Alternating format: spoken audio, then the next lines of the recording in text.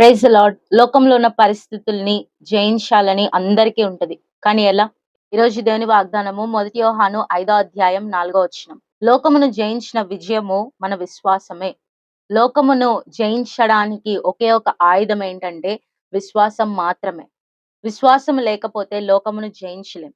లోకంలో ఉన్నదంతా గూడా శరీరాశ, నేత్రాశ, జీవపు డంబం. ఈ 3 విషయాల్ని జయించాలి అంటే ఖచ్చితంగా దేవుని మీద విశ్వాసం కావాలి. దేవుడున్నాడు. ఆయన చూస్తున్నాడన్న భయం ఉండాలి. అంతే కాకుండా విశ్వాసం కూడా ఉండాలి. నీ జీవితంలో దేవుడు ఏదైనా చేయగలడన్న విశ్వాసం ఉన్నప్పుడు లోకమును జయించగలం. లోకంలో ఎన్నో శోధనలొస్తాయి, ఎన్నో పరిస్థితులొస్తాయి, ఎన్నో అవమానాలొస్తాయి. కానీ వాటన్నిటిని జయించగలిగిన ఒకే ఒక ఆయుధం ఏంటంటే విశ్వాసం. శోధనొచ్చినప్పుడు దేవుడు ఈ శోధన నుంచి నన్ను విడిపించగలడన్న విశ్వాసం ఉండాలి. అవమానం ఎదురైనప్పుడు దేవుడు దాన్ని చూసుకుంటాడన్న విశ్వాసం ఉండాలి. నీ జీవితంలో జరగకూడని కీడు జరిగినప్పుడు దేవుడు నాకు మేలు చేస్తాడన్న విశ్వాసం ఉండాలి. ఇలాగా నీ జీవితంలో దేవుని మీద విశ్వాసం ఉంటే నువ్వు లోకాన్ని జయించగలవు.